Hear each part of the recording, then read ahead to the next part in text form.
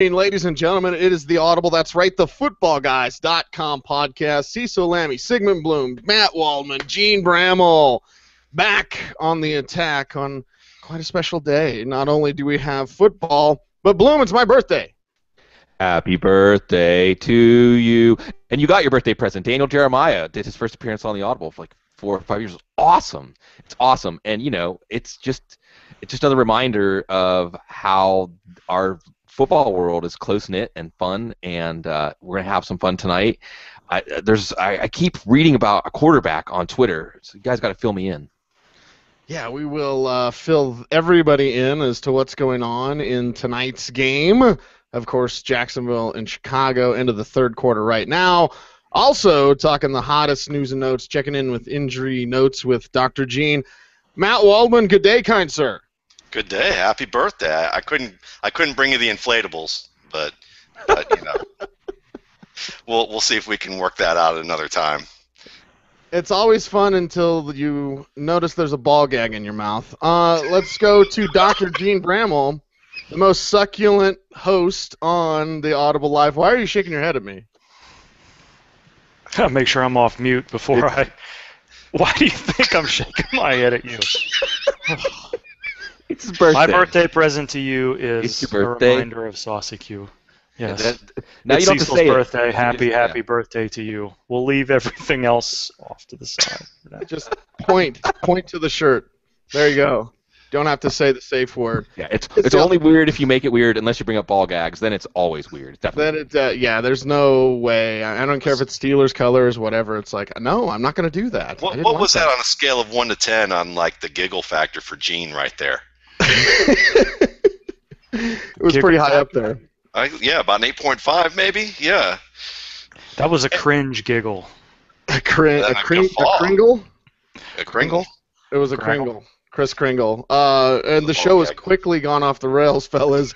I show up. It's my birthday. I haven't even been drinking other than 4 cups of coffee. So let's jump into, first off, the game tonight. Bloom, I always like your game updates. You know, I like throwing it to, now we check in Los Angeles with Sigmund Bloom. Bloom, Jags, Bears. Fill us in here on what the game is like tonight.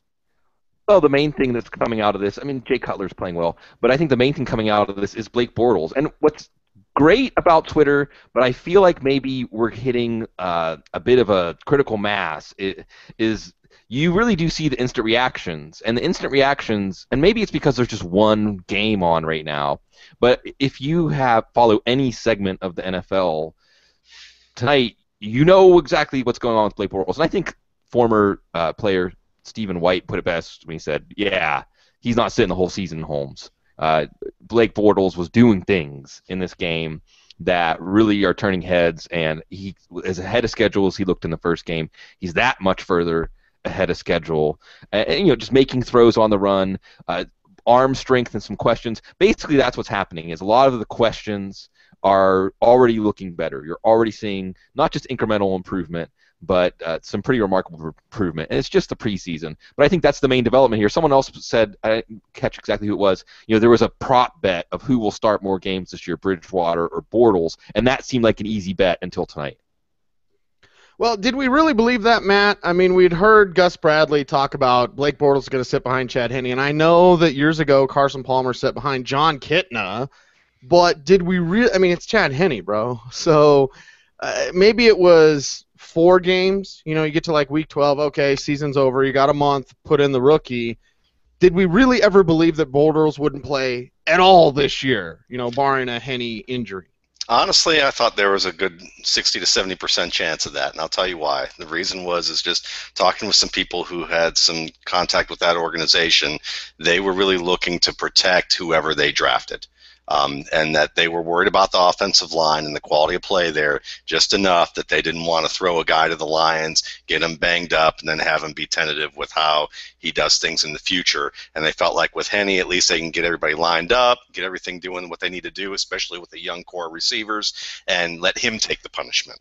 And I think that that's kind of what the mantra has been there. But again, you know, if you look at a player, if he continues to play better than they expect, then obviously they have to change their expectations. and it is Jacksonville. So maybe they felt like that they had maybe they had the wrong assessment about how good they thought this player could be. And I was going to say something about Jimmy Clausen next, but I saw Zook lurking in the background, Matt, and I was like, uh-oh, he's going to pounce. Good pocket presence, Cease. Yeah, he's going to pounce. He is Zook, always lurking, ladies and gentlemen.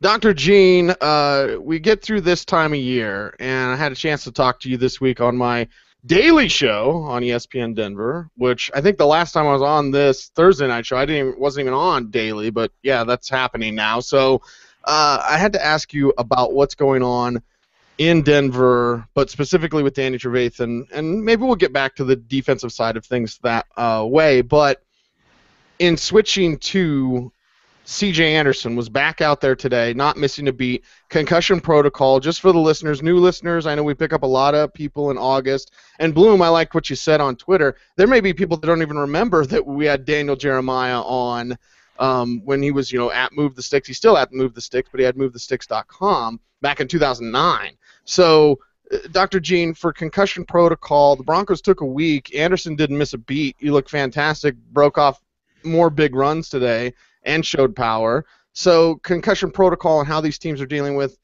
you got the headaches, you're going to be out a week, basically.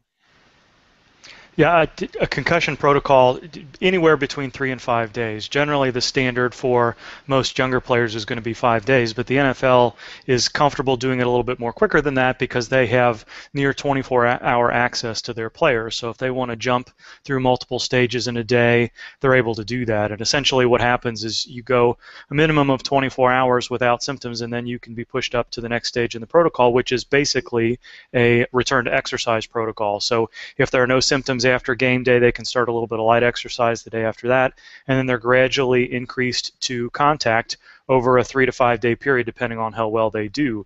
And as we talked about on your show earlier this week, there's really no way to predict which player is more likely to have symptoms at 24 hours, 48 hours, 1 week, 2 weeks afterwards. There have been players who have been knocked out on the field, looked seriously injured, who don't have any symptoms the next day and quickly progress through that return to play protocol.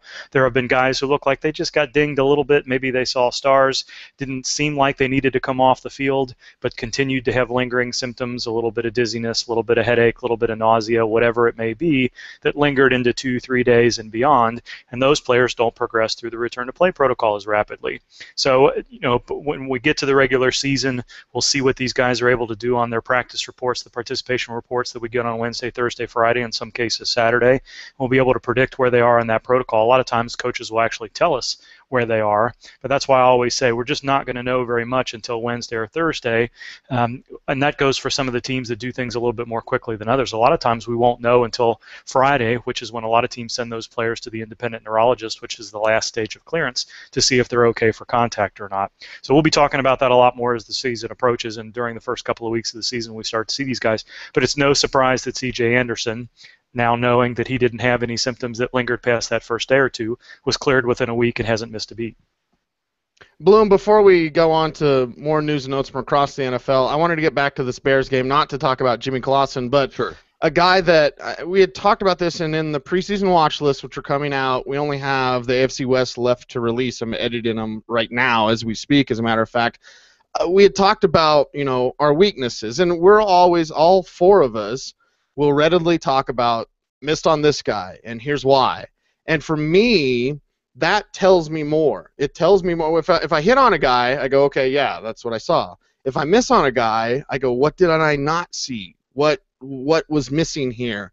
And sometimes it's as simple as a guy just staying motivated, a player, and knowing when to let that guy go. It's something that, Bloom, you had mentioned for yourself as a weakness of letting that guy go. Your Lee Evans, wish I had knew how to quit you type guys. Josh Morgan has 3 for 41 tonight. Yeah. And I know it's week 2 of the preseason, blah, Sure. blah, blah. I know that. But my God, I always loved his talent. When him and Eddie Royal came out, I was like, he's the guy. Royals, he's just a guy. And it's been just the opposite. We've seen flashes, never put it together. Marcus Wilson is down. You're looking for a third guy. Morgan is that next man up. Am I dreaming to say something could be here finally? I don't think you're dreaming, and I think the problem here is we don't know how much he lost from that gnarly leg injury, and it was in a game that they were winning like 41-3 when he was with San Francisco. And then Washington signed him to a pretty big deal. I think it was about 2 years, $11 million. And during the first year of that deal, he wasn't quite the same. And it came out, and they said, "Yeah, we knew that." I think they liked him in Washington because he's a good blocker. But then we saw last year not much. He is the number 3 receiver now with Marcus Wilson out. I don't remember exactly who it was that tweeted. Either someone national that was in Chicago's camp or a Chicago writer saying that the number 3 receiver to open the season may not even be on the roster. I do want to bring up Cease, though, another player, or both backup running back situations. And I think that this needs to be called attention to, especially early in the season. We're doing the What If series at footballguys.com right now, which is what if some key fantasy players go down. And Bear Heiser, who has been around the sports world and does, you can find some of his work at foxsports.com. He's done a lot of work around the sports world. He wrote up Matt Forte, and I think that he's right, and I think we can look and see how the two players perform tonight, and we can see who's in at the end of the game and who's racking up touches. That right now, and obviously this could change and should change if the draft pick works out. Right now, Sean Drawn is probably more ready to back up Matt Forte than Kadeem Carey. And I think this is one of those things where we get ahead of ourselves with rookie running backs. And Sean Drawn has that all-around skill set, very similar to Forte. He's got a lot more experience. And for that matter, we also got to watch out for Jordan Todman and Storm Johnson. Now, Todman got a lot more run with the first team tonight, I think because Toby Gerhart and his hip flexor issue, and I don't know that is necessarily in stone. And here's one where maybe the rookie is coming on, especially if Blake Bortles is the quarterback. I would think the chemistry and experience between the two of them has to weigh in some way, and I am looking forward to getting to see what Denard Robinson did, going back and seeing how he has reformed his body and also his running style, as he did not have a running style suited for an NFL running back coming out of Michigan. So I think there's some interesting backup running back situations to follow here. But that number 3 receiver situation in Chicago, as much as I want it to be Josh Morgan, because he had some of that E factor of Brandon Marshall, and that he's a big, thick receiver, but he's also aggressive, especially after the catch and in the air. So he's not sluggish or somebody who is big but not able to be dynamic. But again, that was before that leg injury, and I wonder if that happened to take something from him that he can't get back. Well, Bloom brought it up there, Matt, about Denard Robinson, and I wanted to check in with you because you and I have had a long time debate, and I remember with Dexter McCluster specifically, and a player that we had seen down at the Senior Bowl, and McCluster, it looked out of sorts. I'm learning how to play receiver, but he's not really a running back, but he's not really a receiver, and I know with a guy like Dre Archer, same thing, Denard Robinson, same thing, these players, and I put it this way, Matt, and you flipped the script. I said a player without a position. You remember this discussion? A player without position. Dexter McCluster, Dre Archer, Denard Robinson. And you said a player who can play multiple positions. So let's check in. Maybe not so much with McCluster. It seems like Andy Reid had the Rubik's Cube figured out there. Not in 22 seconds like David Dodds, but he had the key that unlocked more of McCluster there, did Andy Reid last year. We'll see what the Wiz does with him in Tennessee. But more on Archer, assuming rational coaching, or just letting Ben do his thing. And then on Denard Robinson, who we're seeing tonight for Jacksonville, doing a thing or two, 6 for 34 on the ground, whereas Todman is 8 for 18 right now. Storm Johnson, who I like his all-around skill set, he's 1 for -4. So Denard Robinson, Dre Archer, these guys that, the debate continues. How will these guys be used? Your thoughts on Robinson and Archer here, Matt? I would revise my take to this, is that it would probably be that the player, it's not so much whether it's the player, it's the coach and the system. I think that's what it's come down to, because you gave the example of McCluster that we talked about a while ago. Looking at it in hindsight, we'll see a little bit more this year in Tennessee, but if McCluster plays the running back position like they're putting him back at, and he actually performs well as that kind of flex option hybrid player who's more running back primarily with a little bit of receiving on the side, and he performs like he did early in his career in Kansas City when they let him be a running back, then I would say, yeah, it's more about knowing what the player does best and making sure that he's a fit for your scheme with what you can do, because when they tried to make McCluster a slot receiver, he failed. I think the team failed him as a sense because he was actually more naturally a running back. I think Dree Archer is a little more naturally a running back than he is a wide receiver, only in the sense that I think that he does a better job as a runner, is a little bit more instinctive. But the problem is does he fit the Steelers system for what they want from a running back, and are they going to be able to use his talents in the way that a team would use Darren Sproles' talents or Danny Woodhead's talents? Because the key thing here is that you want them to be able to have regular touches and use them in a way that's going to get them into space, but does the offense, is it set up in a way that it's not too predictable? You know, the Jets like to do different things, but they're so predictable with it that the minute they trot certain guys out on the field, the defense is like, okay, well, there's probably a 1% chance they're going to do something different than what we expect here. So we'll shut this play down, and it'll be 3rd and 11, you know, after they trot this out in this down and distance situation that we've scouted so well after they've done it like, you know, 5 or 6 times in the game. So Archer to me is a guy that is, you know, it's really about how well Todd Haley uses him, because if you get him in space and you are innovative enough and able to switch things up enough that teams aren't always being able to be on guard for what they're going to do, he can make some big plays for you. So that's kind of more of where I look at this. With Robinson, I think Robinson, he's from a totally different planet, really, when you look at this situation, because Dree Archer was part running back, part receiver. He may have to refine one aspect of his game or a little bit of both, but, you know, he's used to this. Robinson, you know, was going from a completely different position as a quarterback to do the work that he's doing. And, you know, it's, to me, I can't wait to see him and how he does as a running back, and the jury's still out for me at this stage. It is the Audible Live each and every Thursday night right here at Google Hangout. You also can hear us on the Audible feed on iTunes. Thanks, everyone out there, for listening. We've got preseason watch lists almost all in the book, so there's 32 episodes for you. We've got IDP Roundtable coming out every week, and On the Couch with Sigmund Bloom, in addition to some beat writers here and there. And we get back to the regular season, it's 8 episodes a week. So it is the Audible. Thank you very much, everyone, for listening. Fellas, let's jump in with Dr. Gene Bramall. And here's where in post I'm going to put in, it's time to let them know who you are, because you are the diggy doctor, and it's time to go through some of these injury news and notes from around the National Football League. I'm actually going to stick in Jacksonville, Dr. Gene, and we'll throw this around the horn a few times and talk about injuries, get your insight here. And if we look down in Jacksonville and we see all the soft tissue injuries, all those hamstring injuries, when can you look at, and several teams do things differently. I know, for example, the Broncos use a lot of yoga, a lot of, stretching, a lot of hot yoga.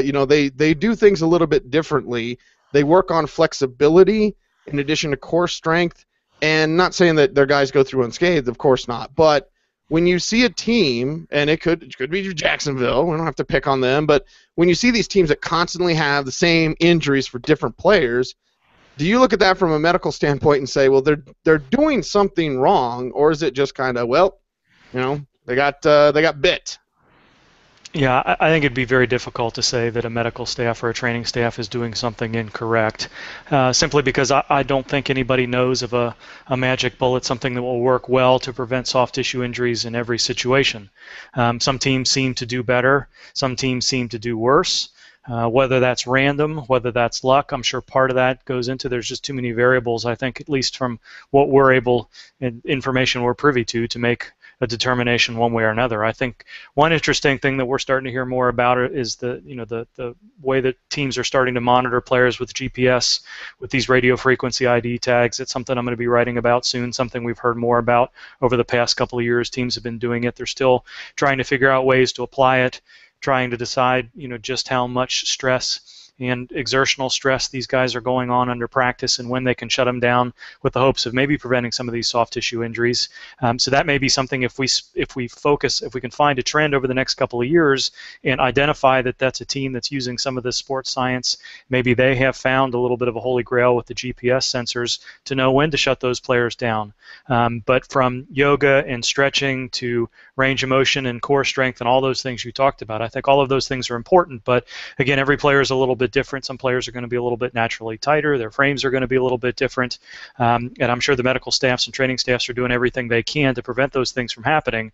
So my sense would be that for now, maybe there are small differences in the way teams do things, but I think it's more likely to be random than due to discrepancies in training staffs. Let's ask about one Robert Gronkowski. It's reported that he's limping around and favoring his knee. How concerned are you? Yeah, I'm more concerned than I was a couple of weeks ago, simply because I took the Patriots' decision to not put Rob Gronkowski on PUP as a very, very positive sign. I still think it's a positive sign because they removed at least one and probably two or three options they would have had with Gronkowski had they waited and waited and waited to take him off PUP until he was ready to take contact. But I think they decided they wanted him on the field. They wanted him dressed. They wanted him ready to do a lot of the individual things that he's been doing, and now with the red contact jersey. The limp is a little bit unusual. Greg Bedard was the one that noted the limp and reported that at MMQB today. It was a practice that he watched yesterday. Albert Breer today on Twitter said that Gronkowski showed up to practice without a brace. So I'm not sure what to read into these couple of things. You know, we're 7 to 8 months after Gronkowski's surgery at this point. Is it possible that he's just got a little bit of soreness in there that's causing a little bit of a limp? You know, maybe that's the case, but it's not a great sign that he's limping at this point. It means that he's not ready for contact. They're not going to put him in a contact situation when he might be favoring that side and put him at risk for a soft tissue injury, or possibly put that knee at risk for something more. We haven't heard anything to suggest that they're so worried about him that he needs another MRI to see what may or may not be going on in that knee, or if he's already got some sort of other cascade/conditioning injury. What we know right now is that he's not ready for contact, and what we heard today isn't a positive sign. But we still got a good 3.5 weeks before he needs to be ready for that. Go ahead. Just a quick follow-up question to that is it possible that he could have like a bruise in another part of his leg that is causing a limp like that, and it looks like he's got something wrong with his knee, but it may be general soreness or stiffness that hasn't been worked out? Yeah, I think that's a reasonable question. The question I would have there is, is it a smoke fire type situation where we know that the knee is what's being rehabbed, and it's maybe a stretch to say that something else is going on. If it is something else that's going on, knowing that he hasn't taken any contact, it makes you wonder if he's got some sort of cascade issue going on. And the way the limp was being described probably sounds, and I'm really speculating now, but maybe a little bit more knee related than someplace else. But the other corollary to that is if it means that Gronkowski isn't ready for week 1 and it's week 3 to week 4, how much of that do you really are going to downgrade him on draft boards? And because what you want him for is the middle of the season, the end of the season. If that's all that it is, if it's something that's going to continue and delay his rehab for 2, 3 to 4 weeks, or maybe even a little bit more, I wouldn't assume it would be longer than that, because we haven't heard any discussion about putting him on IR with the designation to return. Certainly sounds like he's going to be on that 53-man roster at the end of the preseason, so you wouldn't expect him to miss too many games. So I think everybody's risk tolerance is going to be a little bit different in that phase. If you're willing to draft Gronkowski in the second round, knowing that you might not have him at full speed until week 3 or week 4, I don't think that's an unreasonable position to take. And we know that the reps that they put Gronkowski on the field for are going to be high leverage situations. It's not going to be a situation where they put him on the line to block for an extra point for those 20 to 30 to 40 or however many reps he's going to take during the regular season. If they do decide to bring him back a little bit slowly, they're going to be pretty high leverage situations. But in the end, let's sort of see how this develops over the next couple of weeks. With every passing day, it's less optimistic than it was at the beginning of camp when that first decision to not put him on PUP was made. Don't like the limp, but I'm not worried to write him off for the first half of the season yet either. Gene, we're seeing now the second week of preseason.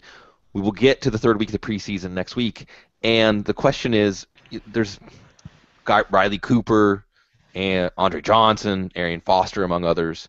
There's some players that hope to play in that third game. Will not play this weekend.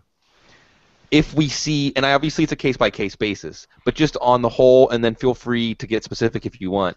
If we don't get to see somebody play in the preseason, do you start to think moving them down a half tier, like below the tier they were in but above the next tier, or maybe down a whole tier? Or is it something that you have to make sure you reckon with, or is it something maybe that we're blowing out of proportion because, hey, these are veteran guys, these teams know what these guys can do, and they don't really have any reason to put them out there? I think it's going to be part of that. Certainly some of these veteran guys, and we've seen it with Adrian Peterson. I don't think Adrian Peterson has taken a preseason snap in 2 or 3 years, and he's been fine. But it's incomplete information, right? So we don't know how severe hamstring is for Andre Johnson. We saw those guys kind of come back to practice this week. If they're able to come back to practice and they don't play in the preseason game, then I probably don't care all that much.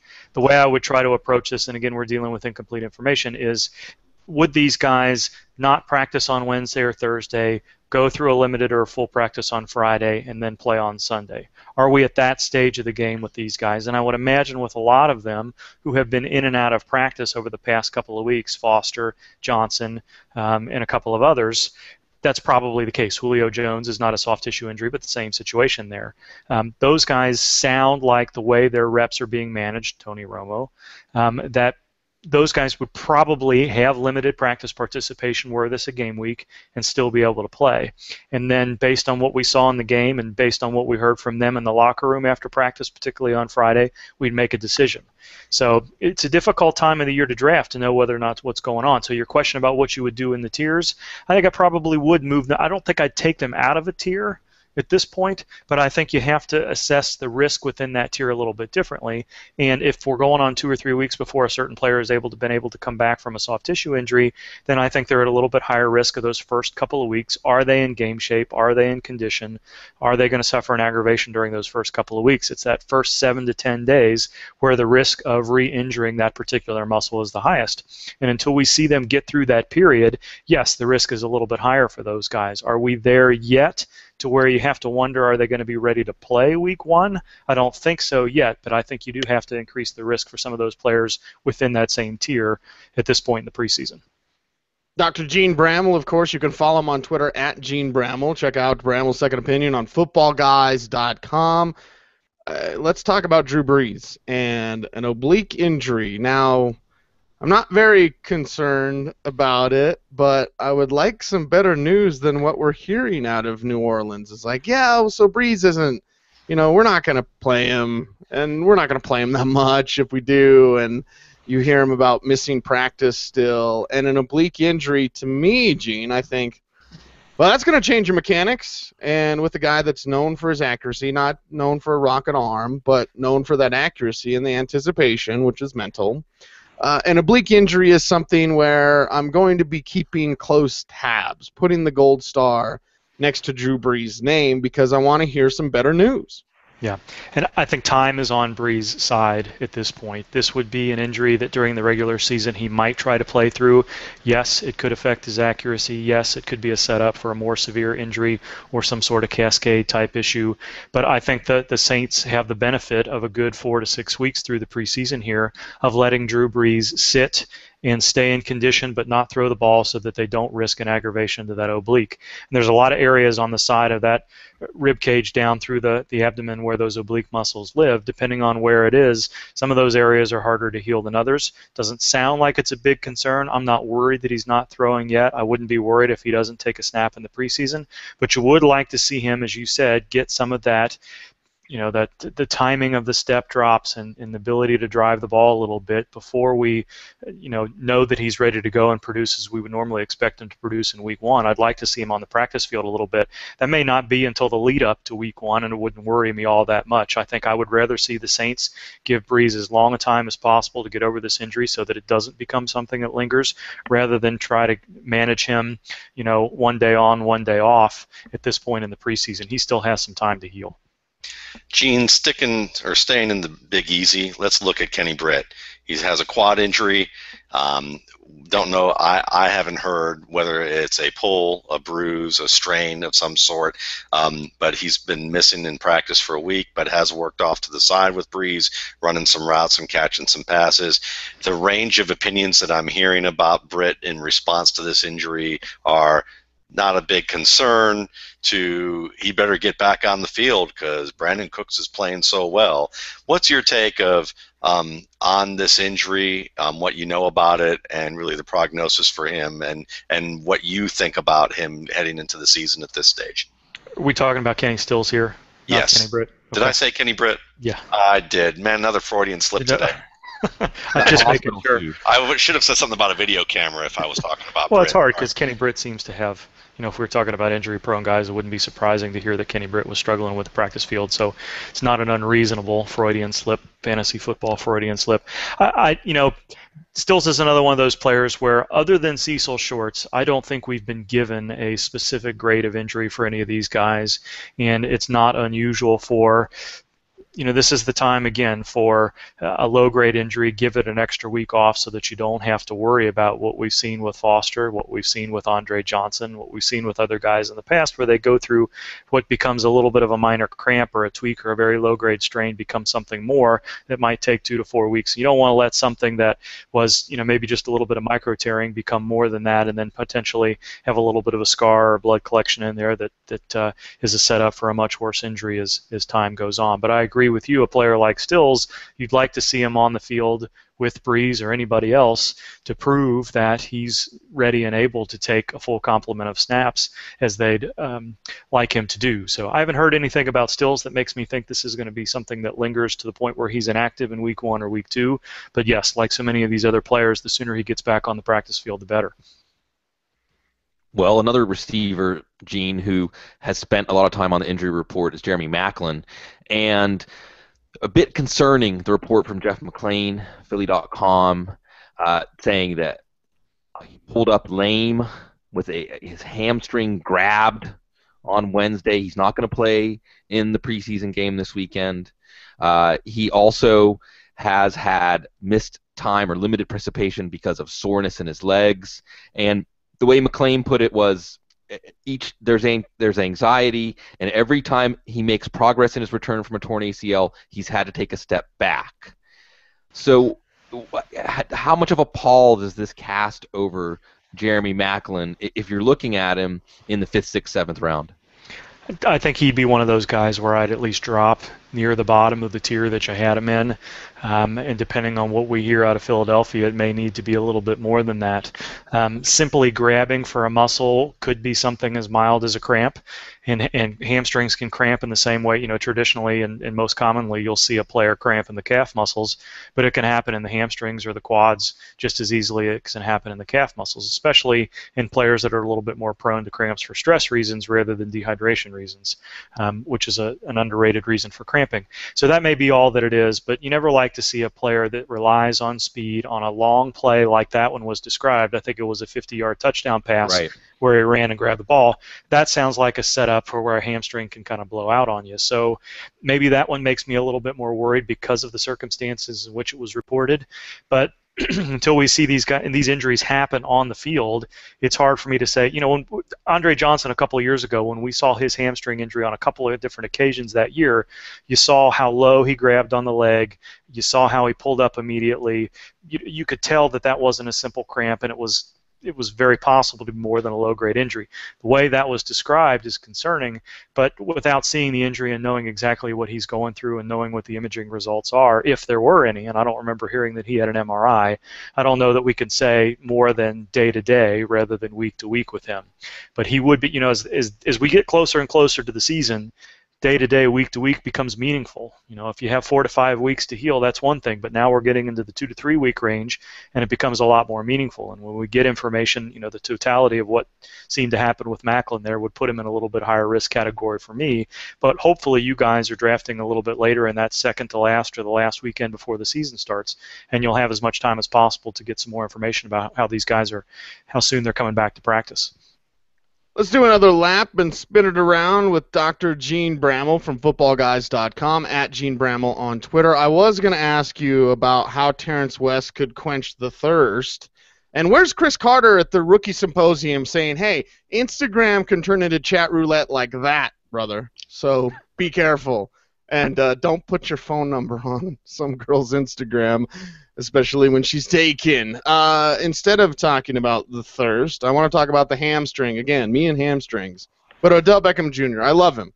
I love the ability, love his standout capability of making clutch plays, going over the middle, being fearless, great body control, and this GD hamstring keeps messing with him and slowing him down. Even Grandpa Coughlin getting a little agitated about Odell Beckham Jr. We know when healthy, there's going to be something there with this kid and that Ben McAdoo system. I'm excited. I'm just pissed off because he's not getting over the hamstring and kind of the complications in doing that. It makes me think of Isaac Bruce, and I know Bruce had the hamstring injuries years ago that slowed him down for the first year of his career, and then he elevated and took off. I hope that doesn't happen with Beckham. I hope we see him sooner, but why does the rookie keep stumbling with this hamstring, Dr. Gene? Yeah, the Beckham situation is interesting to me on a couple levels, and I think you're right. Grandpa Coughlin is not going to be handing out any Werther's originals to Beckham anytime soon. And I think when a coach comes out, he didn't come right out and call Beckham out necessarily a couple of weeks ago, but the tone from all the beat writers at that press conference was that Coughlin seemed frustrated with the situation. And the way Beckham's MRI was described didn't sound, at least the details we got in the media didn't sound like a concerning thing. But that doesn't necessarily match up with what the timeline sounds like. We know Beckham had some issues during OTAs, and shortly after training camp started, he pulled up and he struggled ever since then. And that, as we talked about, those first 7-10 days when you try to come back from a hamstring injury or calf or quad or whatever it may be, you're at high risk for not only aggravating it, but making it a little bit worse. And it certainly seems like that's what happened in Beckham's case, where he may have had a low-grade injury, a minor tweak. He went out there, tried to dial it up to 100% the first time and had that recurrent injury there. And what was once maybe a low-grade injury maybe became something more. And those something more often take 2 to 4 weeks, if not longer, to heal. So I think we're kind of in that danger zone with Beckham at this point. If he's not back on the practice field in the next week or so, then you have to wonder, instead of this being a 2 to 4 deal, are we looking at a 4 to 8 deal? And what does that mean for him during the first month of the season? Are they going to limit his reps? How high risk is he for another injury this year? Is this going to be something that affects him long term? Is there going to be some scarring in the muscle? I don't know. Those questions are a little bit too early to give the answers for, but I'm with you. I think Beckham is a player that we need to see on the field sooner than later to have some hope that he's going to be a contributor during the first half of the season. Audible listeners, gut check readers, I'm sure that you can predict who I'm about to ask as an injury concern here. Marvin Jones. Can you tell us a little bit about his injury, why James Andrews or other people are predicting a 5-week period or have predicted 5-week periods for this type of an injury, and why we're possibly a little more skeptical about it being that short of a time frame?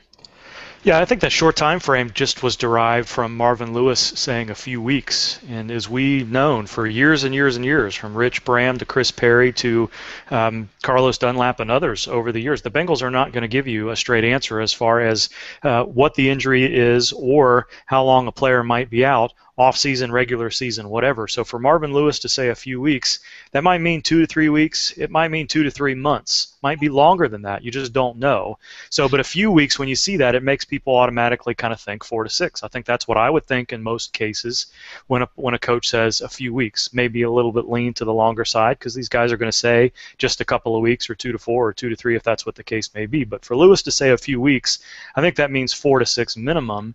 And then I think we got enough information about what Marvin Jones's injury was, which sounds like, what we've seen Julio Jones, Cody Latimer, Hakeem Nicks, and many other guys go through over the few years. It's a fifth metatarsal fracture that needed a screw placed, and we know those injuries traditionally, there's a chance that these guys might be able to run and get back within 6 to 8 weeks, but the comps for these guys pretty strongly suggest that we're looking at a 10 to 12 week situation. So could Marvin Jones hit the earlier side of that return to play estimation? Yes, it's possible, but I think that early rehab has to go very well. He has to be graduated to running pretty quickly, and we'll kind of see from there. I've got access to a lecture that Dr. Robert Anderson, who does most of these cases of the NFL, I don't know if he did this for Jones or not, he tries to get these guys running within the first 2 to 3 weeks, and he tells them there's a chance that they can get back within 5 to 6, 6 to 8 weeks, but he acknowledges that it's an optimistic situation. And the patients that he's done, Hakeem Nicks being one of them, it took Nicks 10 or 11 weeks to get back, and we've seen that with other guys, whether they be revision injuries of stress fractures where the screw needs to be revised or the screw is broken or whatever, or the guys where it's their first injury. It's tended to be in that 10 to 12 week range. So yes, those surgeons that do those cases think that 6 to 8 weeks is possible. I don't think it's going to be any shorter than that. And if I owned Jones in a dynasty league, or I was planning on drafting him as a wide receiver 4 or 5, an upside type guy this year, I would work under the assumption that he's going to be out through that Bengals first bye week, which I think is week 4 or week 5, and we'll go from there. It doesn't sound like Cincinnati has any plans to put him on the IR with designation to return yet, but they've got a couple of weeks to make that decision still. So a phrase that I learned living in Jamaica was soon come, which basically when you were waiting to get a phone or waiting in line somewhere, and what you normally would take maybe 30 minutes in the U.S. would take 4 hours there. You would ask how long would it take, and they'll say soon come. So is Marvin Lewis basically telling us soon come? Yeah, I would bet on the longer side of that, as I often do. I mean, there are going to be some situations where we get information that says he's going to move, we'll see him back a little bit sooner, and this may be one of those things. If we hear that he's not immobilized, if he's no longer in a boot and crutches by the end of the preseason, and the Bengals are trying to get him running and conditioned in week 1 or week 2, and we see him on the practice field in week 2, then yes, maybe he beats that estimate. But those would be the triggers for me to say that Jones is going to be a little bit quicker. But I would definitely bet on the long side of 6 to 8 weeks, and don't be shocked if it's 10 to 12. Excellent article today by Chris Brown Smart Football, which I know that's almost redundant, right? If I'm saying it's by Chris Brown Smart Football. It's called The Influencer, Gene. It's about Chip Kelly. There's a section of the article that is extremely fascinating, and we've seen this alluded to before, but it gets into details that we haven't seen before about Chip Kelly and sports science, and he's specifically looking at training and reducing injuries. He's brought in somebody who worked with Navy SEALs. He does heart rate, GPS, accelerometers, gyroscope monitors worn by players in practices to determine how to train for peak game day performance, how to prevent injuries, track the movements that players made in games so they could mold practice and trainings to what they did on an individualized and position-by-position basis. They have the latest wearable player tracking technology. The staff monitors the data in real time to determine how the players should train and when they become injury risks. And at least based on Football Outsiders metric, they were the second least injured team in the NFL last year. I believe, I might be wrong, but I believe they had no players put on IR during the season. Chip Kelly has talked about how in December the players came to him, the veterans came to him and said, I've never felt this good in December before. And as Chris points out in the article, the players, as I said, they think it works. So is there potentially something to this? Does this pass your BS detector, Gene? Could a coach with data, with the kinds of data that can be harvested now and analyzed, start to reduce the injury incidence on his team? Yeah, I think it passes the sniff test, and the 2 data points that we have so far are that yes, from a Football Outsiders metric perspective, that the adjusted games lost, they were 30th out of 32 teams, which is good, and that the players believe in it. So those are as good of anecdotal information as anything else. But what we don't have is a long history to prove that this isn't more than just random noise in the data. But yes, if it makes sense to think that if you see a player and basically what this GPS stuff does is it's a GPS monitor. It tracks where the players are on the field, how fast they're moving, how fast they stop moving, how quickly they change directions in all directions, front, back, side to side, and it gives you information. Now, is that information enough to say, well, if this player doesn't reach the top speed he's normally been reaching, or if he's not moving to left as quickly as he was a couple of weeks ago, or he's run 1,500 yards in practice over the past 2 or 3 days, that if we dial him down or we pay more attention to him in the training room on the side that he's not moving well to, or we just give him a day off, is that more likely to prevent the hamstring injury that was maybe just on the verge of happening and you prevented it? I don't know the answer to that, but I think it makes sense that that's possible. But again, you're talking about individual players. Every player is a little bit different. You're in a traumatic collision sport.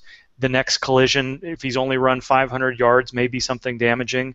And if he runs another 20 yards after he's run 2,000 yards for the week, maybe that's not that big a deal. So I think there's more data that needs to be collected, and that's been happening. More and more teams are signing up for these GPS. There's a couple of different companies that are doing these tags and GPS devices onto the shoulder blades, and they're being refined to give better data. So yeah, it passes the BS detector for me. Whether or not it's something that is going to be proven absolutely helpful, and in what ways it's going to be proven helpful, I think we're maybe a little bit of time yet from having enough data or from a year-to-year basis to say for sure. But with the players buying into it and the early returns from Philadelphia, it certainly sounds like that there's a chance that this could be something revolutionary for soft tissue injuries. He's Dr. Gene Bramall. He's simply fantastic. Follow him on Twitter at Gene Bramall. Gene, grab an iced tea, buddy, and take a little bit of a break. Do you have a drink, Gene? I want to see. I do. It's just plain old water tonight, though. I think the ice is melted. But is that a Reds cup? Look at me, baseball guys. That's a Reds cup? We got Brandon Phillips today. Baseball thing. Aw. It's that daily show. He has to know everything about every sport now. Yeah, Troy Tulowitzki. Yeah, man. He's the Darren McFadden of baseball. He's in the right city to be handling hip impingement, which I'm sure we'll be talking about again at some point this year. That was a big topic with Percy Harvin and everybody else last year. Hip impingement is not going away. Well, I did slip up, and don't be drinking when I say this, Dr. Gene. I give you the warning. I did slip up today and say Tulowitzki had a torn labia instead of labrum. So I had to quickly retract from that. I don't think any public apologies are necessary on that. Maybe a sorry, Joe, but yeah. So gotta watch out. The medical technology and anatomy, maybe not my strength. I don't think anybody. I think Tulowitzki does not have a reputation for tanking it or anything else. So I don't think anybody would think that you were subtly trying to say something about that guy, for sure. And there concludes our baseball talk. Now we get into essentially what is a buy or sell portion of the show. Week 1 of the preseason in the books. We're going to go back and we're going to look at some guys that stood out, kind of toss it around, also play a fun little game that I thought of before tonight's show. And I'm not leaving my draft without blank. We'll get to that, and also Twitter questions coming up. Dr. Gene will be able to get those. I guess I better tweet out that you can ask us questions. Hashtag Audible Live. Details. Yeah, details. But first and foremost, I want to start with a player that is getting run with the first team. Now, it's practice. I know, AI somewhere. It's practice, but James White is getting first team reps. And we're going to pass this thing around like a goatskin flask in an ELO concert and talk about where James White true value lies in a player that is earning a lot of praise from Patriots camp. You talk to beat writers and insiders with that team. They say White looks spectacular. And with that all-around skill set, we know that he's an efficient runner. He doesn't waste a lot of motion. He's not a banger. He's not a pile pusher. But he's intent between the tackles, and I appreciate that. A decent enough receiver out of the backfield. And again, doesn't waste a lot of motion. Not going to break ankles, not going to run away from people, but just a good all-around back. And when you've got Ridley and the fumbling concerns and Vereen, and who knows what concerns will rise with Vereen as they seem to often do. First team reps for James White. The drumbeat has slowly been there, Bloom. You know that there is a certain Patriots insider that told me Tom Brady said he's effing awesome. So there you go. If that's the case, Bloom, do you think James White is effing awesome? Well, afraid enough of him that I actually am grouping New England now. I tweeted something out today. And it's of course there's the Bishop Sankey faction out there that doesn't like this. There's 7 backfields at this point that I have identified as backfields that I probably will stay away from because there's just not any clarity. And I think the New England continues to be one of them more and more. Miami is one because of No. Sean Moreno and his work on passing downs is going to keep that in a split in some way, shape, or form. New Orleans, we've talked about. Oakland, I just shrug my shoulders when I think about how that one could turn out. We talked about that on the preseason watch list. Tennessee, it looks like a 3-headed running backfield to me. Carolina, which I don't even know how many, do we count Cam Newton? Do we get to 4 there? And New England, and it looks like a 3-headed backfield to me. And the problem is that James White's skill set can take some touches away from Vereen and take some touches away from Ridley. We know that Belichick has some misgivings about Ridley. We know that Vereen has not been durable at all. If you want to actually point to somebody in the attack other than Amendola that is likely to miss time based on the past track record, Vereen's track record is worse than Rob Gronkowski's over the course of his career. So you look at all these things, and there was a really good tweet back at me from 383B. He said, hard to avoid New England backfield with how much they run. Just need the right guy on the right week. Oh, you're right. Right play. That's the thing is, sure, at different points during the season, these potentially 3-headed backfields may have guys who have good games. I'm not saying there aren't going to be good games. I'm not saying that at the end of the season there may not be good cumulative numbers. But fantasy football is a week-to-week game. And I just look at these backfields in New England because of James White fouling this up. And the other thing is, Vereen's going in the 4th round in PPR leagues. Ridley's still going in the 7th or 8th round. So it isn't like New Orleans where you're not paying more than a 7th or 8th round for any of those 3 backs. Or Oakland, you're not paying any more than a 9th or 10th rounder for any of those backs. New England, because of the premium offense, you're paying a premium for those running backs. So I do think if you're going to take anybody, take James White. But at the same time, James White is just sharing with Vereen and Ridley. So how reliable is he going to be? Maybe if Ridley keeps fumbling the ball and Vereen gets hurt, then we start talking about James White as someone you want to have in your lineup. But I think he's more relevant as an obstacle to Vereen and Ridley having value than creating value on his own. If you see it, you'll hit it. James White now at running back 52, Matt, coming up about 10 spots. About 10 spots over the last week and a half, 10 days, something like that. So James White, people catching on, creeping up boards, 12-10 right now in 12-team PPR. Your thoughts? I'll toss it to the same way, Matt. Is James White effing awesome? I think it all depends on context. And as we've seen this week, something I wrote yesterday was about the context of practice reports. Because there is one person I know and trust when it comes to practice reports, and it's the guy that I'm talking to right now here on air, because I know what he watches, I know what he sees, and I understand what he studies. But at the same time, there are a lot of football writers out there, and we've all been guilty of it. I know I have, is that you will talk about how great somebody looks in a practice, and then you give video evidence of it, and the video evidence can be something you look at and you go, who was covering him? Did he blow the coverage? Did he make good separation?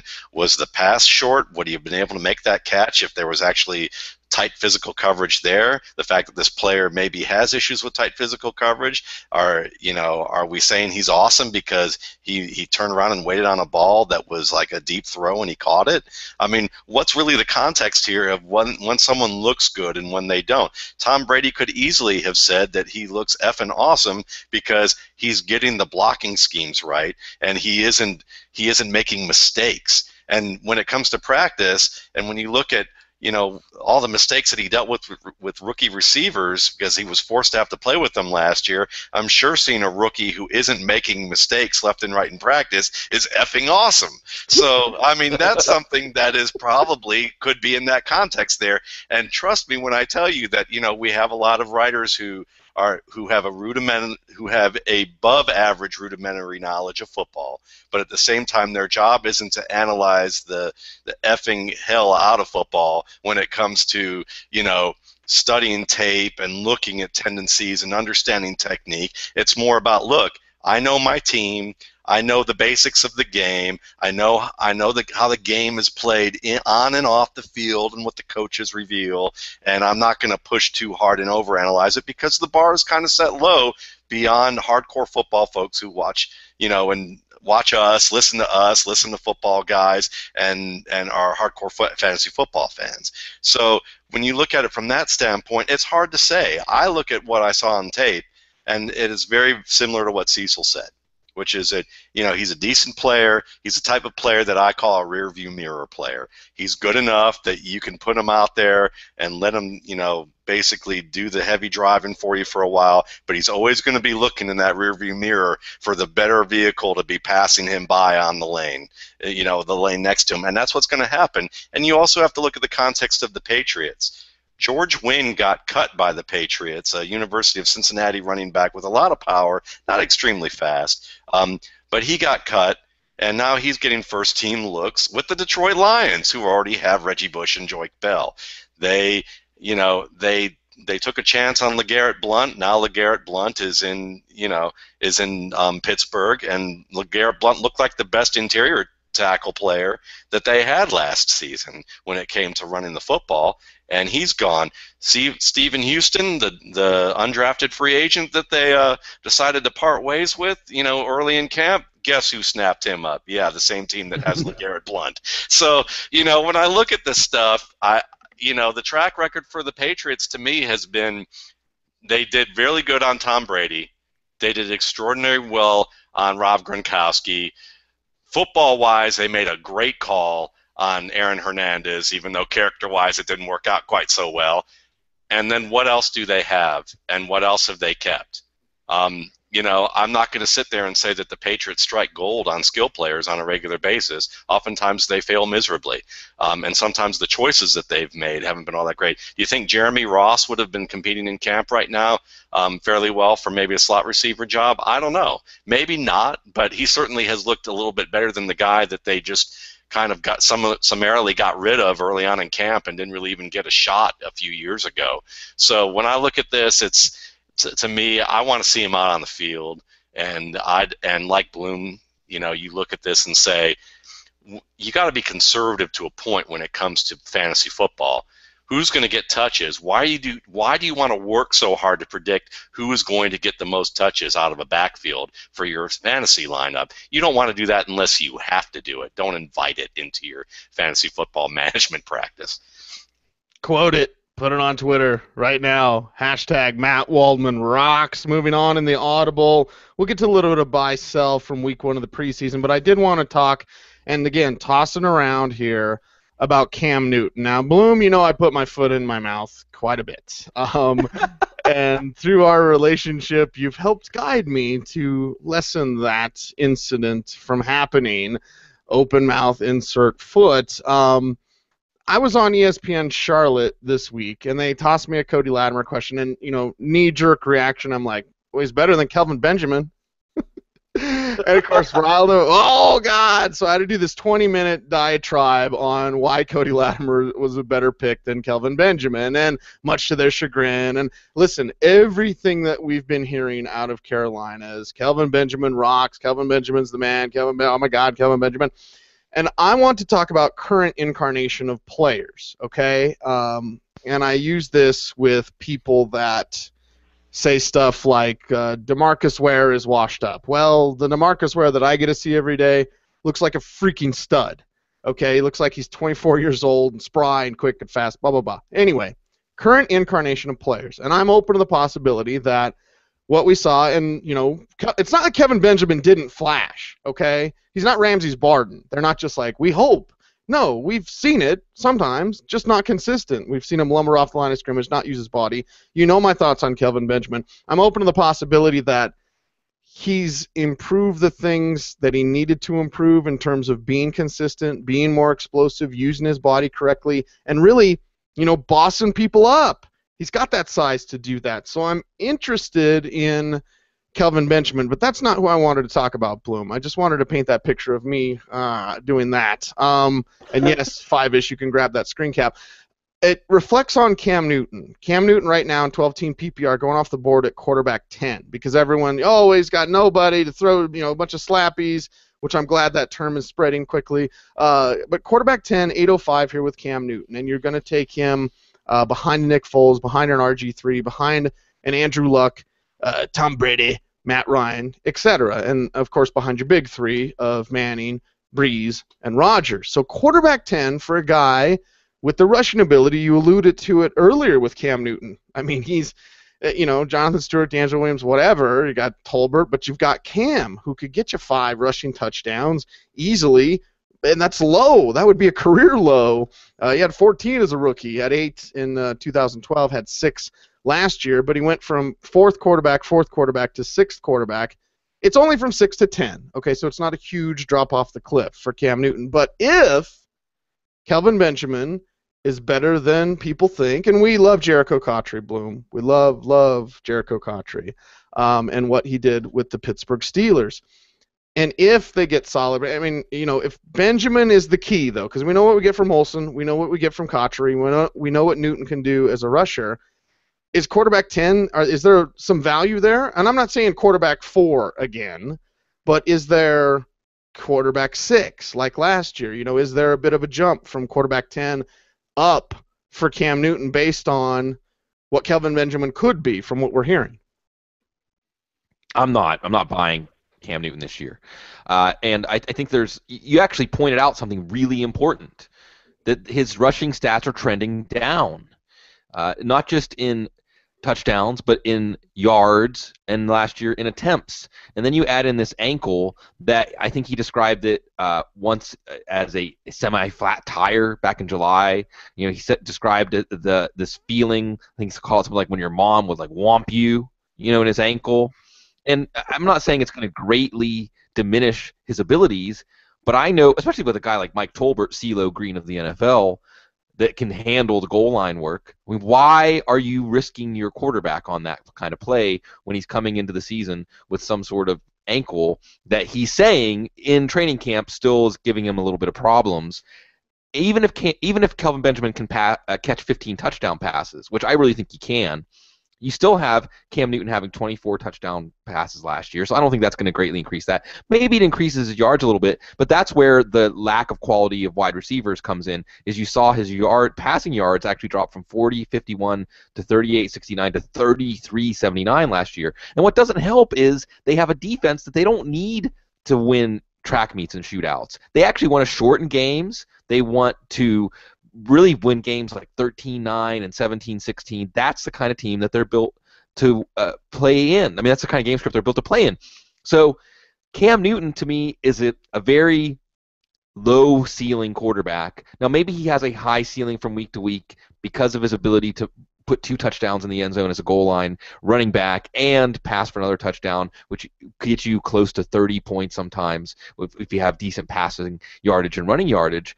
But when are those weeks going to come? I don't know. I think that you're going to see, I would compare them roughly to Kaepernick and Wilson, but I think those guys are going to have more put on their plate as passers. They have more viable targets, and they can probably, as Newton's rushing numbers are coming down, equal him in what he adds as a runner.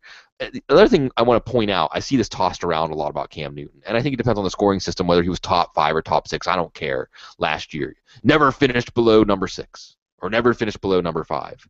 Well, finishing 5th last year doesn't mean anything. Andy Dalton was a top 5 quarterback last year. So, this is one of those data-fitting things where you make it sound really good to support your argument, and I do it too. Don't get me wrong, but in this case, it doesn't mean anything to me that he's never finished below the top 5 or top 6, so therefore, if you think he's going to fall out of the top 6, you're betting against this trend. No, I think that was cheapened last year, and Cam Newton is somebody I'm going to avoid because week to week it is going to be a rough ride. Dr. Gene, wake up and give us an update on Cam Newton, the ankle. And it looks like he's going to play. The latest news that we have at footballguys.com. Check out our free daily newsletter with opinions written by me and Bloom and Joe. Dr. Gene, Cam Newton's actually going to play. Is that a mistake that they're going to put him in a week 2 of the preseason? Why not save him till next week? I don't necessarily think it's a mistake. I don't think Cam Newton's situation adds up. There's really no reason for him to still be having issues after the surgery. That's a surgery that shouldn't take this long to recover from, even though he had it relatively late in the preseason. Maybe a little bit of soreness that he has to work through and some conditioning that he has to work through. But we keep hearing about him calling trainers over, but he keeps taking almost every rep in practice. So with him going through as many practice reps as he has, I think it's time to put him in a game situation and see what happens. My sense here is that a little bit more is being made of him calling the trainer over and him being his practice reps being managed than there's actually going on here. I'm not too concerned about his ankle. Matt, your thoughts on Cam Newton with the setup that Bloom gave you there, and again with that Kelvin Benjamin news that we're hearing that's very positive. I think that if Cam Newton puts up top 5 fantasy numbers, he should be MVP of the league. Because when you look at it's serious. I mean, this team, the Carolina Panthers, are like an engine like a car with a great engine, but everything else is falling apart and duct taped together with a few new parts that they've tried to put on there, but they haven't quite put the lug nuts tight enough yet on there. I think Gene might have one of those lug nuts stored in his car. So, you look at this, and it's going to be one of those situations where Newton, I like Jericho Cotchery too. I think that he could be a undervalued player in PPR leagues because of the amount of opportunities he's going to get underneath. I like Olsen and what he can do, and I certainly agree with Bloom to the extent that Kelvin Benjamin is going to be a red zone option and probably get you. I would probably cap it somewhere around 10 to 12, but I'm not even putting it that high. Probably 8 to 10 is probably more where I'm conservatively putting the touchdown potential there. But I understand where Bloom's coming from, especially if they just use him and he does one thing and one thing well. But the problem is that you look at this team traditionally in terms of what they've done, and they're just basically ripe for Zook over here to basically take them down and take them out.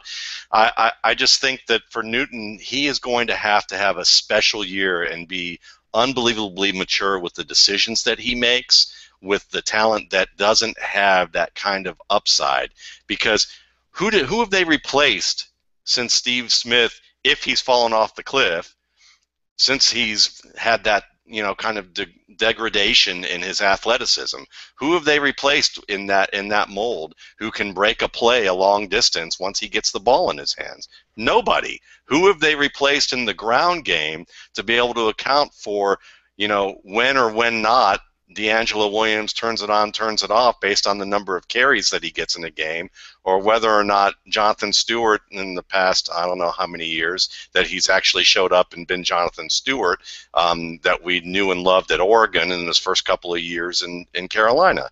It just doesn't look good offensively for them, and it just means that Cam Newton will have to carry this team on his back the way that Steve McNair carried the Titans on his back in some seasons. And while it's possible, and I certainly think he's good enough, this is a pivotal year. If you're going to say that Cam Newton is a special quarterback, this is the year he's got to do it, because otherwise he's going to need to be surrounded with enough more talent than Joe Flacco gets surrounded with in order for him to be able to be the quarterback people envision him to be.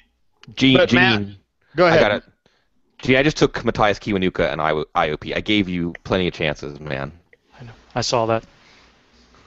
I'm at peace with it. He's a piece, not like the violence that I heard on the IDP roundtable, Gene. What happened?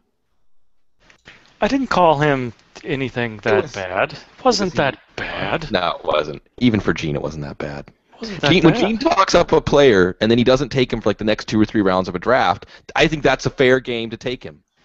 He's messing with you, Bloom. Just wait. You wait.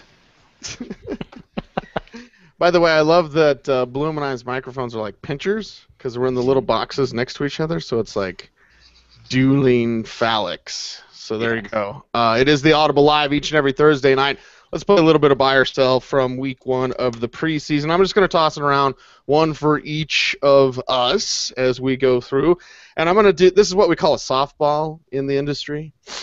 Industry term. Matt Waldman, buy or sell Travis Kelce, 2 for 73 and 1 touchdown in the KC versus Cincinnati game.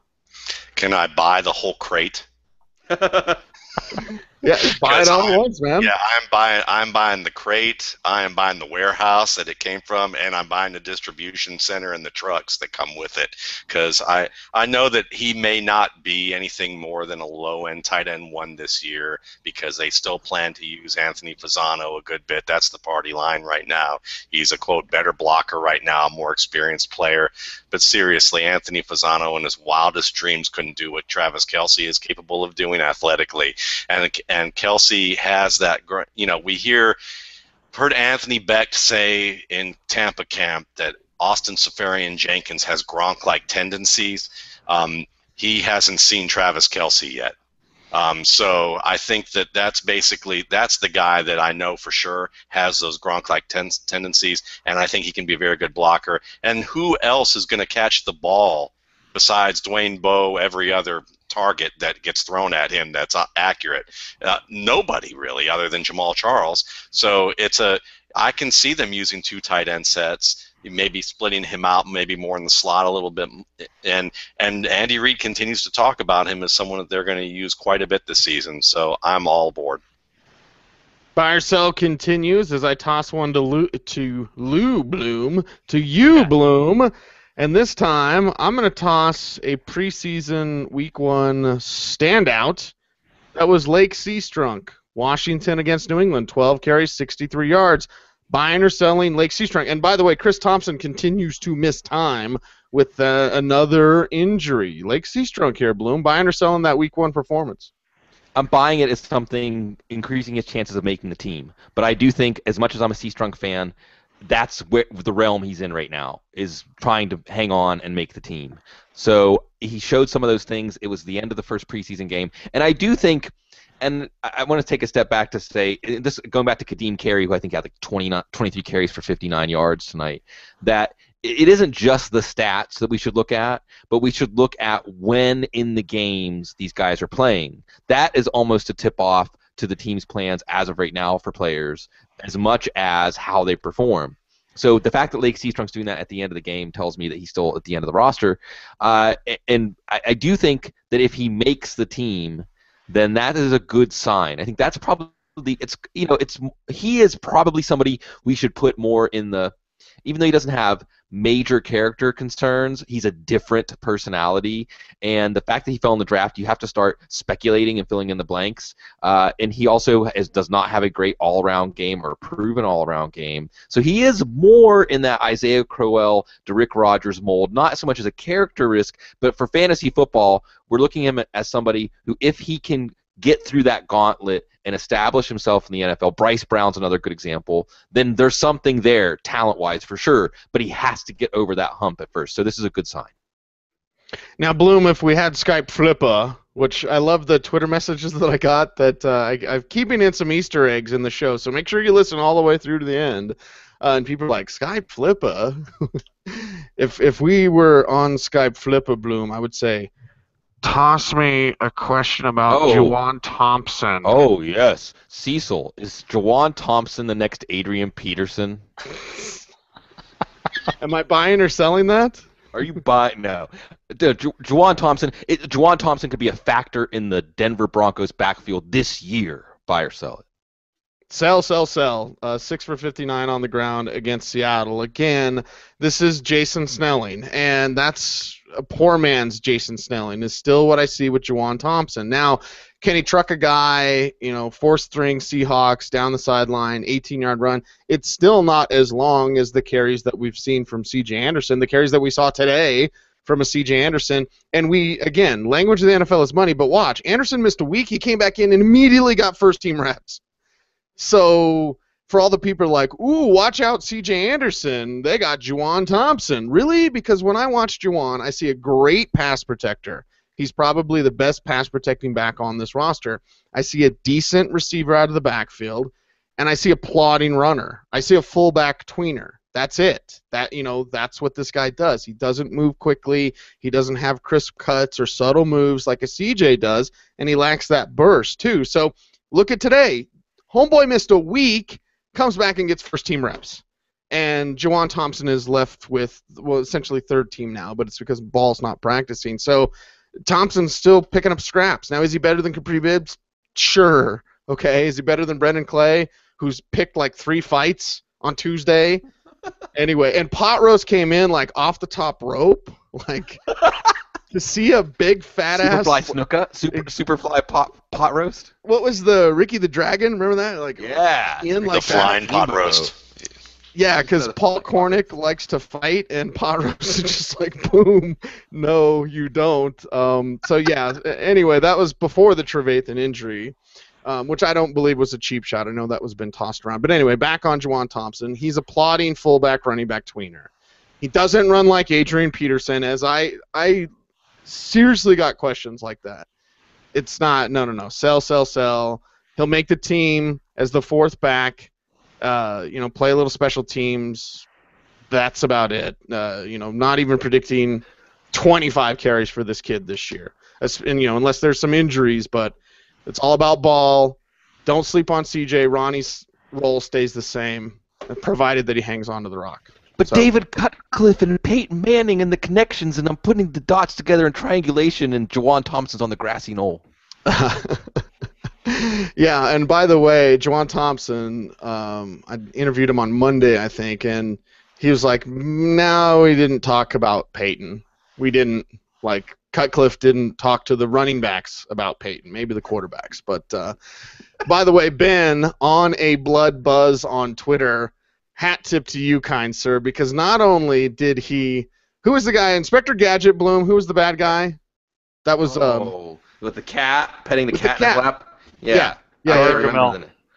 No, you're thinking of the Smurfs. No, Gargamel was the Smurfs. No, Gargamel's the Smurfs. Cat, it was an acronym. It was an acronym. Claw, yeah. I'll go back on mute now. He's got a picture of... Essentially, it's Matt as the Claw with Paul Richardson on the screen. With Rich on the screen. I just retweeted that from the Audible account. So thank you, Ben, on a Blood Buzz. You get our Twitter shout out of the day. See, we got to have segments. So you got to take the topics from here and you got to bring them down here. Oh, sorry, I thought I was in a meeting.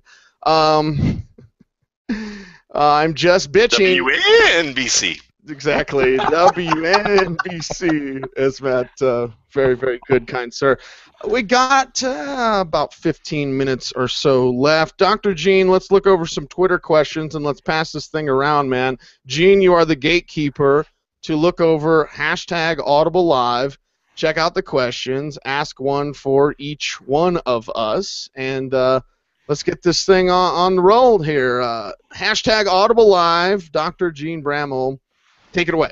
All right, who wants to be the first keymaster here? Cecil is waving. All right.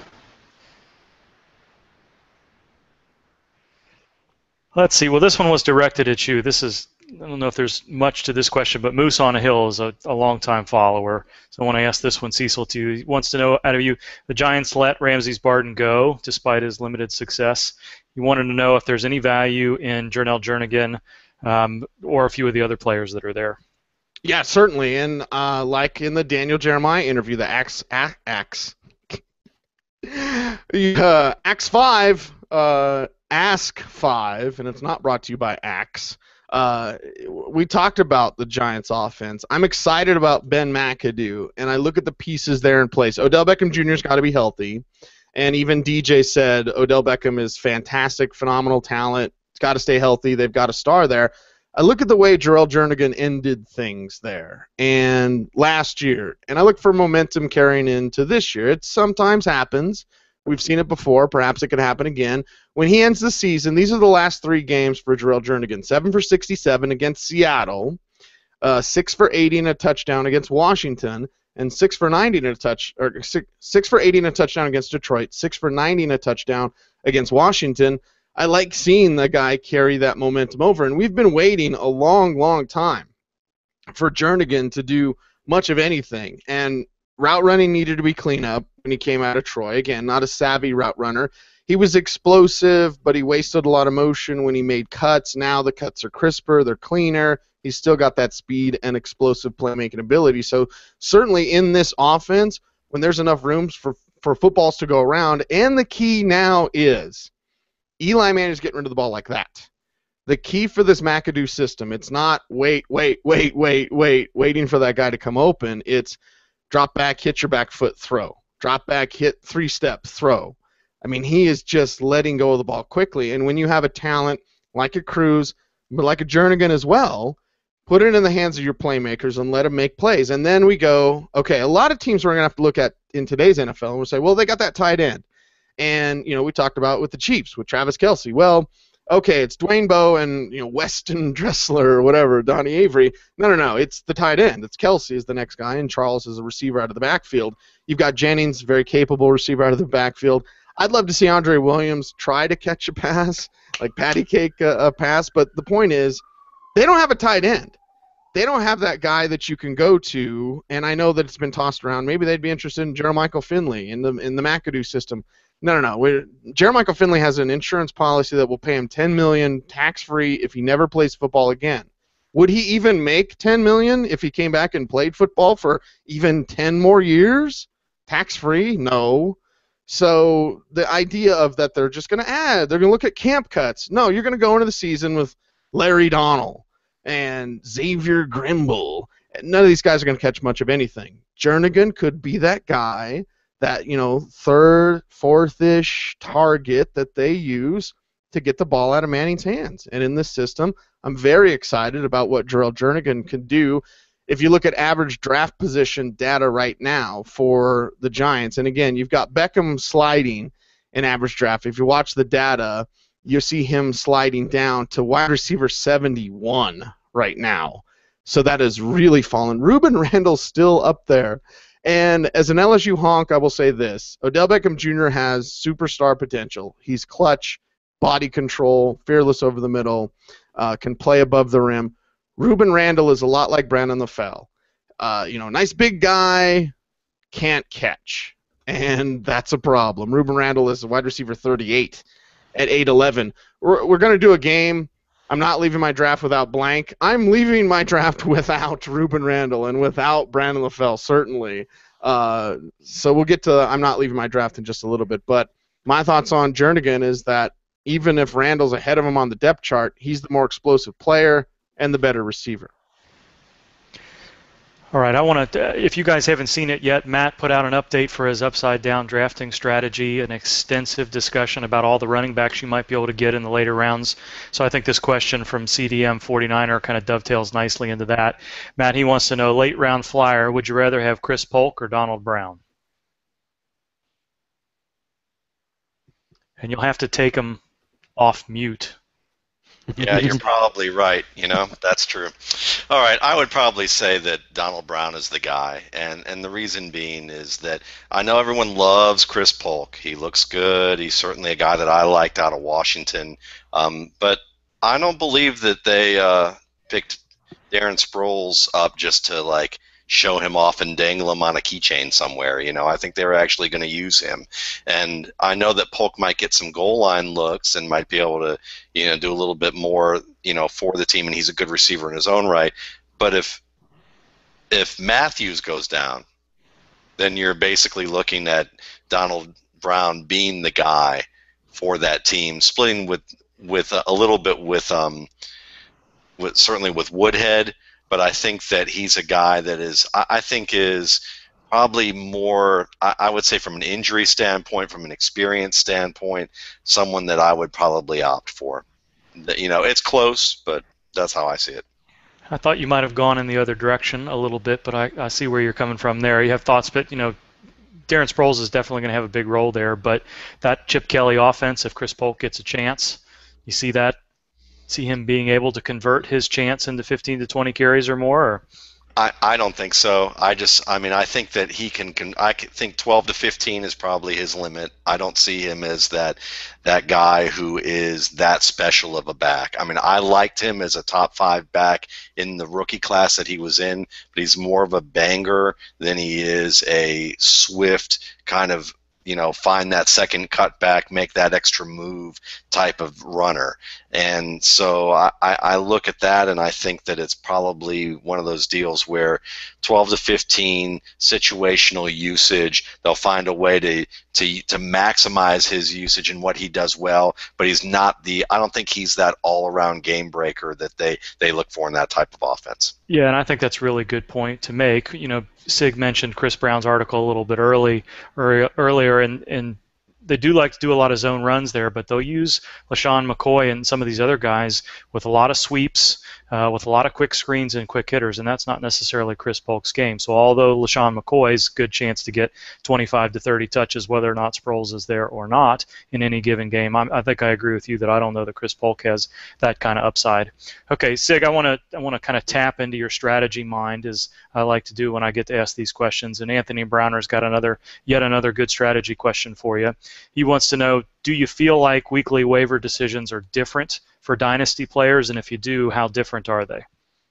Oh, extremely different. In fact, in Dynasty, you almost want to turn yourself inside out from your waiver wire strategy in redraft. Because in redraft, what have you done for me lately, or what can you do for me tomorrow? That's what I care about in redraft. We talk about preemptive pickups, and as we go through the season on the Waiver Wire show, we will identify guys as preemptive pickups, which means you're picking them up for what they could do down the line, not for what they could do right now. However, tying up roster spots in Dynasty leagues on players for what they can do for you right now, unless you have an immediate hole on your team, and if you do and you're in a Dynasty league, make a trade. Don't count on the Waiver Wire in a Dynasty league to fill a hole in your weekly lineup. In Dynasty, what you're wanting is that promising player that gets dropped because he's out for the next 4 to 6 weeks with an injury, or that player who is sitting behind a veteran that we know has potential, and it's 6 or 8 weeks into the season, and somebody has to get cut because they have to cover a bye or something like that. You want to be able to strike and look for players for what they can do 2 or 3 years from now or next year, and not necessarily what they want to do during the season. So I think Dynasty waiver, and by the way, I love that, because I'll try to boil it down to this.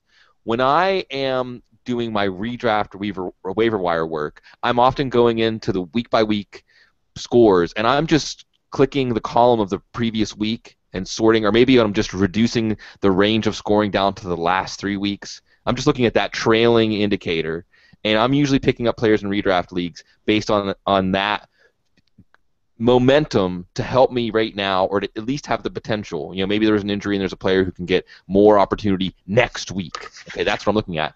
In Dynasty, when I'm going through my weekly waiver wire runs, I'm looking at the entire list of free agents at the position, and I'm just sorting it by team and looking at each team. You can sort it by bye week, and it sorts itself out by team. And I'm looking through every name, and I'm seeing if there's someone that slipped through the cracks, maybe somebody that got dropped, and it's really an opposite strategy, and it is a way that, in hindsight, and I think it would be fun to do this. I may go do this tonight after the show's over, and look through the waiver wires pickups of 2011, 2012, 2010. See some of the players that have been picked up off of waivers in your Dynasty League. It will surprise you. Can we extend this question for a little bit longer? I want to add something to it if you guys don't mind. Yeah. Because I'm actually finishing up a gut check where I'm talking about waiver wires and trades. And I posed this question to people on Twitter, and I would like to hear probably from each of you, really, who you think, what by position, let's exclude kicker and defense, but by position, which is the easiest position to the hardest position to pick up off waivers that's going to be of consequence to your team, and which is the easiest to hardest position to trade during a season in a redraft. Quarterback's the hardest position to trade in a redraft. I've painted myself in a corner several times in different leagues by grabbing a hot rookie quarterback or a hot young quarterback that people aren't really that excited about. If they get their 12 starters and you've got a guy that's somewhere around 15, but boy, he's got some upside. For me, that's been my personal experience anyway, is that trading quarterbacks in a traditional redraft league is difficult. Yeah, well, I'll chime in and say that running back is one of those positions that I have a very low threshold in redraft leagues of running backs I'll pick up, and it gets lower every year because every year there's one or two running backs that I'll talk myself out of picking up even though they have opportunity because I'm not that excited about their talent or I'm not that excited about their situation. But the reality is that running back is one of those positions that in the midst of a season that production can come from illogical places. Like we talk about Cease on the show. Matt Asiata. Yeah. The third string, fourth string, zeroth string running backs at the beginning of the year, sometimes it's just the right place at the right time. And even if you get that player and you don't plug him in that Matt Asiata 3-touchdown week, that player has trade value, which I'll go to turn that on its head and say that running backs are the hardest to trade for in redraft leagues because they're scarce. And I think that you can take advantage of this and you have to have guts to do it, but the sell high move on running backs can be extremely profitable. You have to have nerves of steel because if you're wrong, it could sink, you may regret it. But when you are flush with running backs, 3-4 starters for their team at the moment, and you have a surplus, I think that playing the averages is to trade one of them that you think has the least chance of holding up over the entire season at that level of production because people are desperate to trade for running backs. And because of that also, I will throw all kinds of stuff against the wall during the season at running back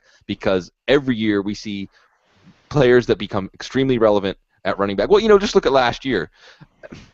Zach Stacy, and I know we all liked Zach Stacy, okay, but nothing out of training camp. If we were talking about Zach Stacy this time last year, we'd have been like, geez, this is disappointing. Isaiah Pede's ahead of him, Benny Cunningham's ahead of him, Daryl Richardson's ahead of him. He's not even getting a look. The season starts. Daryl Richardson's ahead of him, Isaiah Pede's ahead of him, Benny Cunningham's ahead of him. Week after week, what is going on?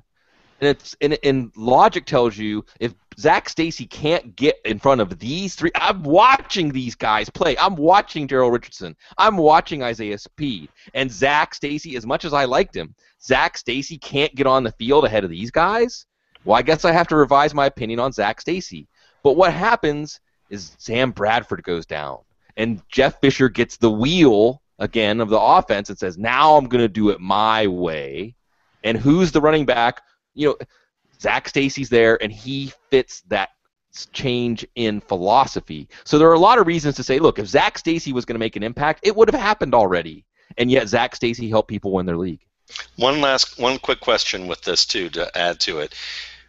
Based on the fact that you're talking about trades the way that you guys are, would you agree that really trading tends to be for many leagues, not writer leagues, because a lot of writers are more confident about making trades, but from what we've seen in many leagues in our past, you would see that probably the waiver wires where people go to first before they go for trades, and it's because the competition wants to try their luck on the waiver wire first before they settle for a trade, unless you're offering an elite option at any of those skill positions. Yeah, if he's so good, why are you trading him away?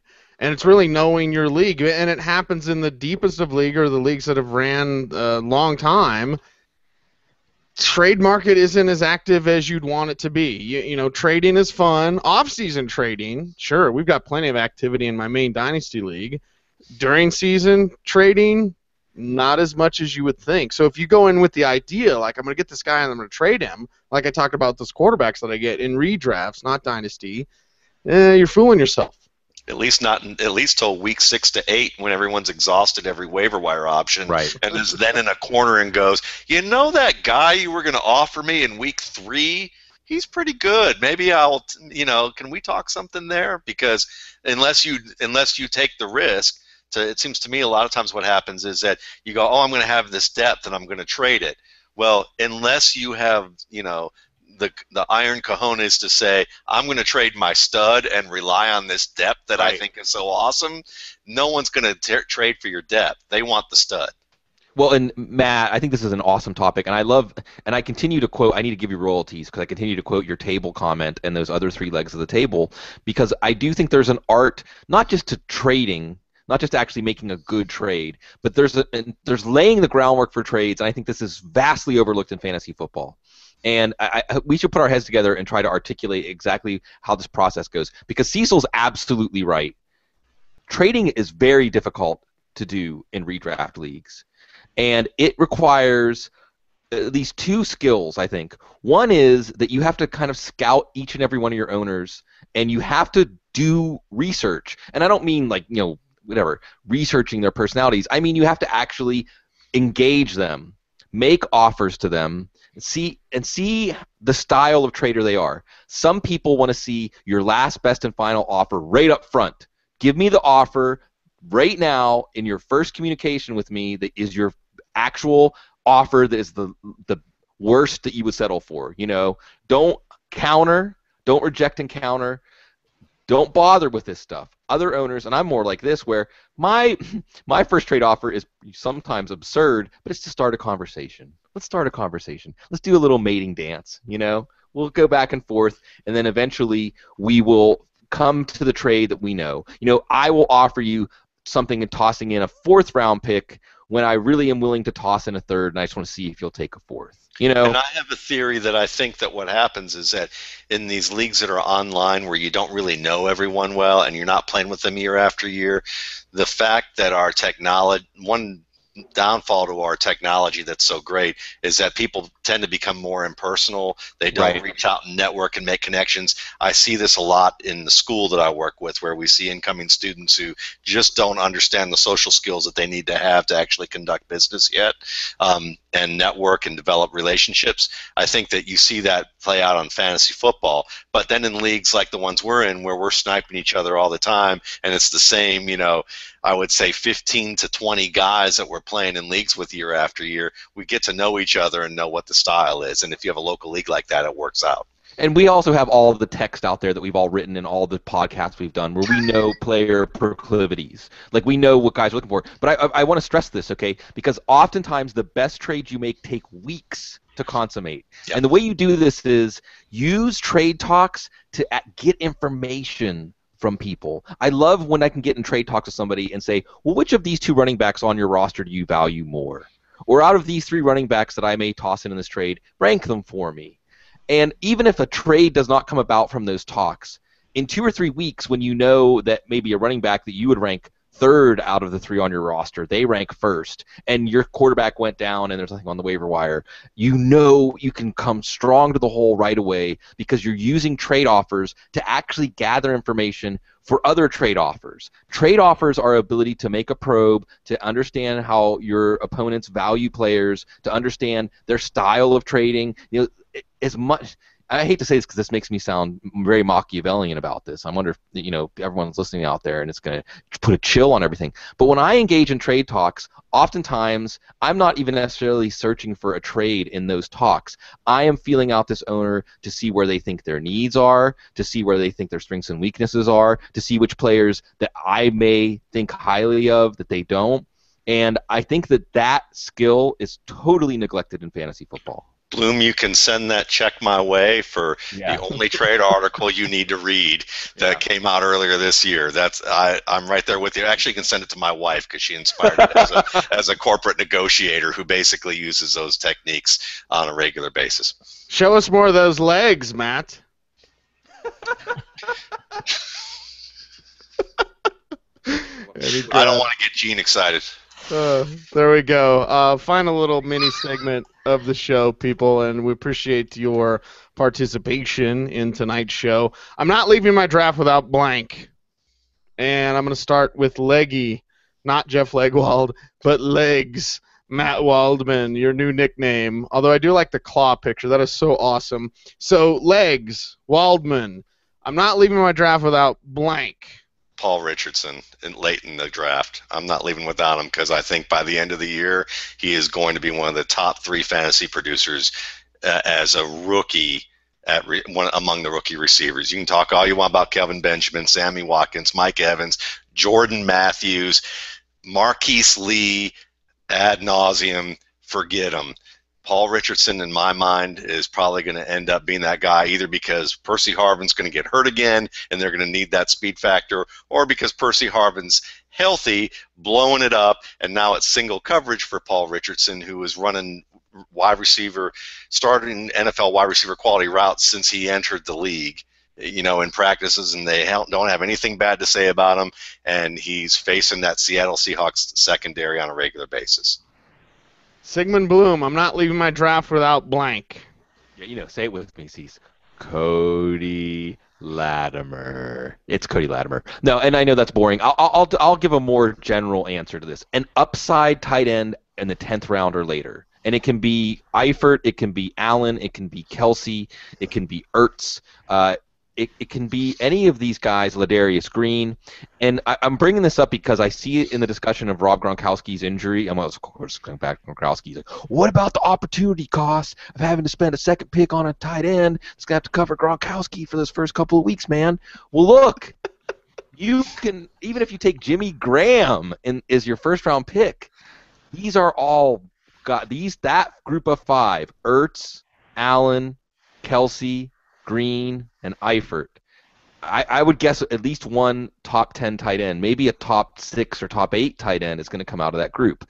Tight end is a very tough position to fill. Every year we think it's going to be deep, and every year there's really only 5 or 6 reliable options. I think at least 1 or 2 new reliable options are going to emerge out of that group, and it has to be part of your plan. I don't care how much you like the tight end you got. This is a chance to use one of your later round picks. Last year it was Julius Thomas and Jordan Cameron.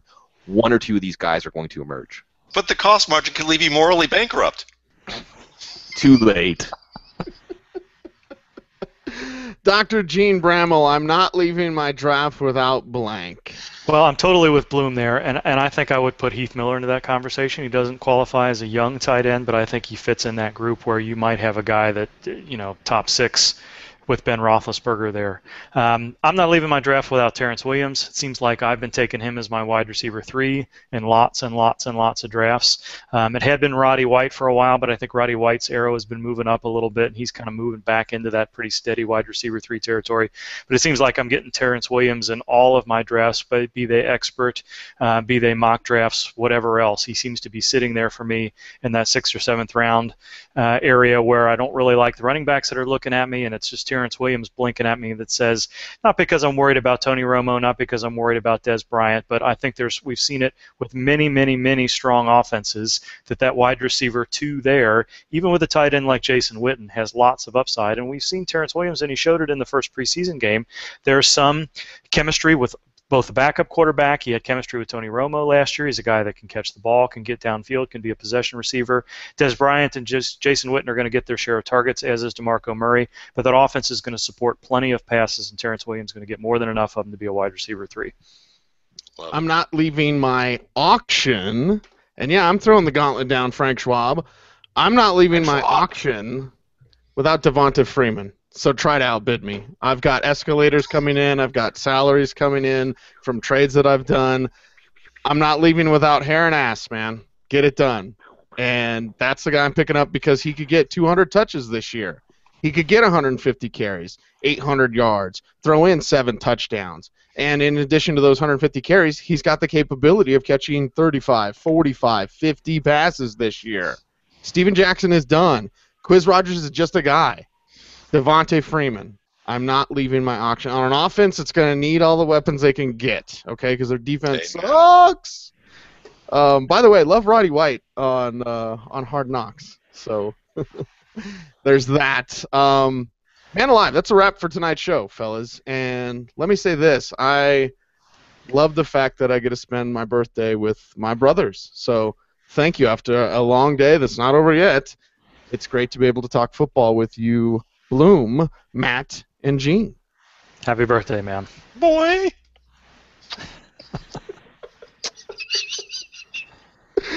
There we go. He's Sigmund Bloom. Follow him on Twitter. Oh, wait, you already do. At Sigmund Bloom on Twitter. It's at Gene Bramall for Dr. Gene Bramall. It's at Matt Waldman for Matt Waldman. I'm at Cecil Lammy on At the Audible.